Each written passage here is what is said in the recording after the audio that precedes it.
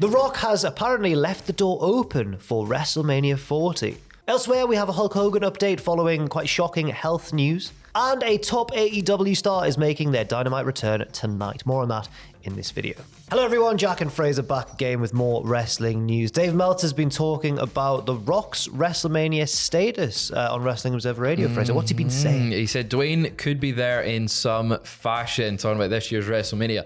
Dwayne's not wrestling anybody else unless it's a 3-second match, which he did back in 2016. Yeah, I was there. You were there for that one. You saw the Rock's retirement match at this current point in time. That's right. He did not feel that he had the time to get into the shape that he needed to be in to do a WrestleMania caliber main event, but he left the door open for next year. Now, that's very interesting what Meltzer said there. So obviously heading into this WrestleMania period, there's been a lot of speculation that The Rock could be involved some way, especially given the Roman Reigns storyline. Especially given the way that Reigns always teases that he's the head of the, well, he doesn't tease it, he says the head of the table. I'm the best and the best in all the generations of, you know, my family. And whenever kind of Samoan wrestling gets mentioned, everyone thinks, but there's someone who maybe wants to argue that case that they're better. But he's not come back, and Meltzer here is saying that he's not going to wrestle at WrestleMania. I remember him and Alvarez speculating that while he looks in tremendous shape physically, he might not be in terms of cardio and stuff in ring shape. Even Reigns mentioned that on the Tonight Show with Jimmy Fallon last week. He was like, apparently he's released a statement saying he's not in good enough shape for WrestleMania. And was he joking? Or? Well, he was like, oh, I mean, the guy looks incredible shape, but you can't get in the ring and do what we do without the cardio, and The Rock might not have the cardio. So he didn't. Me and Sam discussed it at the weekend. Interesting though, this has been a match that they've wanted for a while. Okay, right? We've known this for a while. This is a match that they've teased, and WrestleMania 37 was originally meant to be in Hollywood, and that was potentially where the match was going to be. Rock's known for 2 years. 37, 39. But the original before it got moved was going to be in Hollywood. 38, 39. 37? Yeah, 37. What, really? Yeah. No way, no. Because 36 was Tampa. Yeah. Then it was Hollywood. God damn. I know. Time is strange. Distancing. I thought it was only just last year. The sands of time are running away, Jack. Okay. But yeah, so he's known for a while. Next year gives him a little bit more notice in terms of being there. I think they do want this match though, and if I think the Rock probably does as well. Yeah, I think maybe he does. Matthew keeps joking that the Rock's movie career is tanking, and that Black Adam wasn't great. Right, that's what he keeps saying as well.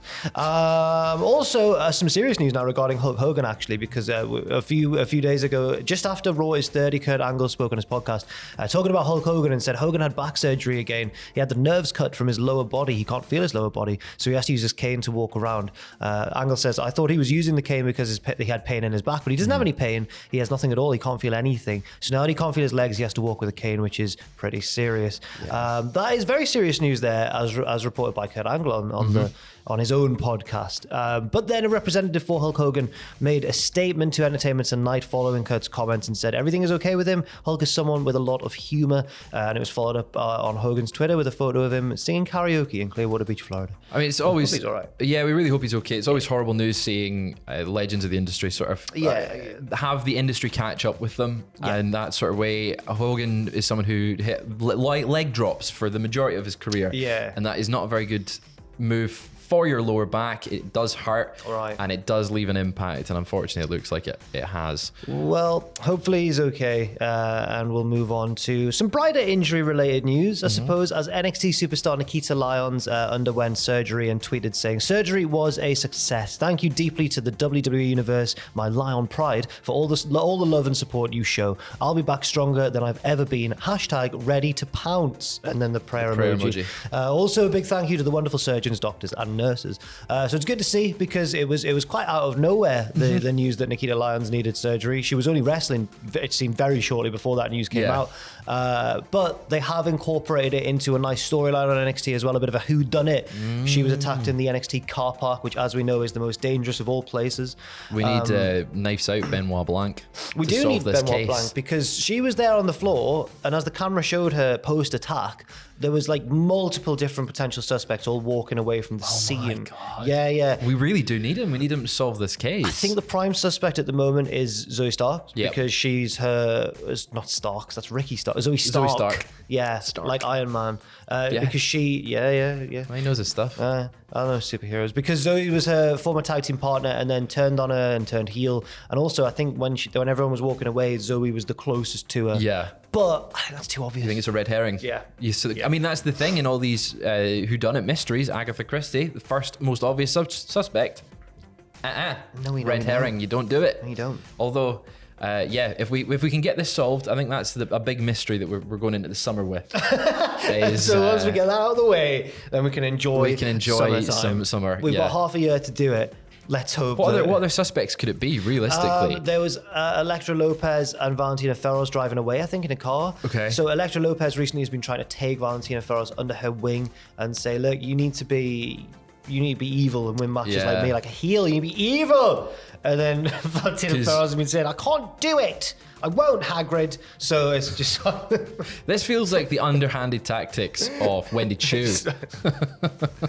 I just went a bit. I don't know why I started to sound like Harry Potter, so I thought I'd just go fully into it. You embraced it, yeah. Well, Snape was in the Forbidden Chamber. It's been a while since it's been a while. Since you've watched some Harry Forbidden Potter. Forest, Chamber of Secrets. Chamber of Secrets. Yeah.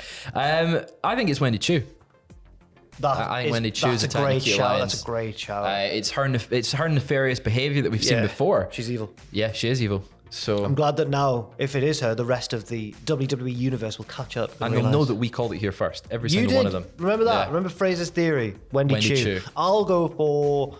No, it's too good a theory. I can't think of anybody else. Wendy There's no holes in it. No, not at all. Okay. It was at nighttime as well. That's what I'm saying. She likes nighttime. So does LA Knight. Nighttime is the right time, as he says. Yeah. Now, a former WWE superstar has signed with Impact Wrestling, according to PW Insider. But who is it, Fraser? It's Dirty Dango. Remember when that got to the top of the UK charts?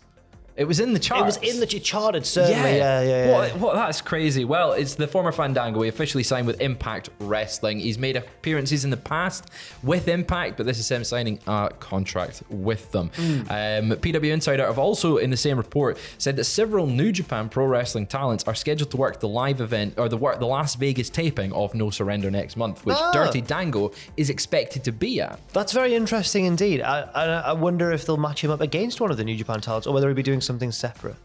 Oh, who would New Japan? Well, Phantasma would be quite fun. Yeah, that would be quite good. I can see them, not a New Japan talent, but there's only one guy I can see them matching him up with, another musical figure. Who's that? Say his name and he appears. Joe Hendry. Oh my God. Hendry. I think Joe Hendry. I think you could do something with Joe Hendry. Because they're both funny. They're both funny guys, but they can both go in the ring. They can both go, yeah, exactly. So absolutely. I think they've been quite interesting. And finally, an AEW star is, according to The Observer, making a Dynamite return tonight. Kenny Omega, who hasn't appeared on AEW TV since January 11th due to a reported visa issue, has been cleared now and will be at Dynamite tomorrow in Dayton, Ohio. It is not clear what role Kenny may or may not have on the show, as he wasn't advertised ahead of time to be there, but Omega's clearance should pave the way for a planned Omega and Young Bucks trios defense against Top Flight and AR Fox, following on from Top Flight's victory over the Young Bucks on TV last week. Yeah, it's very exciting having Kenny coming back. To the Wrestling Observer. The Wrestling Observer, yeah. Having Kenny come back, it's been a shame that he's missed some TV. The past year's been pretty rough for Kenny. Wanting to come back and then not being able to, and then coming back and then being removed from TV, and then visa issues. It'd be good to see the Young Bucks and him have an actual run without being interrupted by something. Well. Yeah.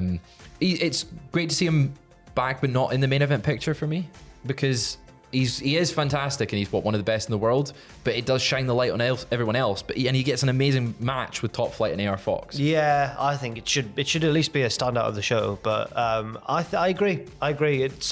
One criticism you can have of AEW is that it's a bit cluttered and that not enough names get the spotlight they deserve in the main event scene. So maybe with Kenny stepping away, as you say, it'll let some other people, shine as they should. He needs a push. He raided us the other week. He's so nice. He's so nice. Catch us on Shugs. Twitch every night as Yes, I'll be streaming tonight with Owen Mawson, twitch.tv/Cultaholic, as we take the helm once again of the Faves, Cultaholic FC up the Faves. Up the Faves. What have you got in the pipeline, Fraser? You got anything you want to... I'm working on a new War Shows Ever, so stay tuned for that one. I don't know when nice. it's going to come out, but it'll be at some point soon. I've got a little podcast coming, a solo thing on the audio feed. Jack, I'm recording it today. I'll plug it. It's gonna. I don't know. I haven't got a working title for it yet, even. But it's gonna be basically me. Cool. It's every month. I'm gonna look back over the month of wrestling that we've had and look at the best matches. And I think I'll keep a monthly updated top 10 personal matches of my own, and then I'll swap things in and out, and I'll just walk through. And it's basically going to be a look at the whole world of the best matches in wrestling, not just the big main companies. I'll be looking at some Japan, some Mexico, some North American indie scenes. It's going to be all over the place. So we'll wait and see. I think Tom said that's going to come out on Sunday, but stay tuned to the audio feed for that as well. And thank you very much for watching this news video. Do leave your thoughts and opinions in that comment section down below. I've been Jack. This has been Fraser, and we'll see you very soon.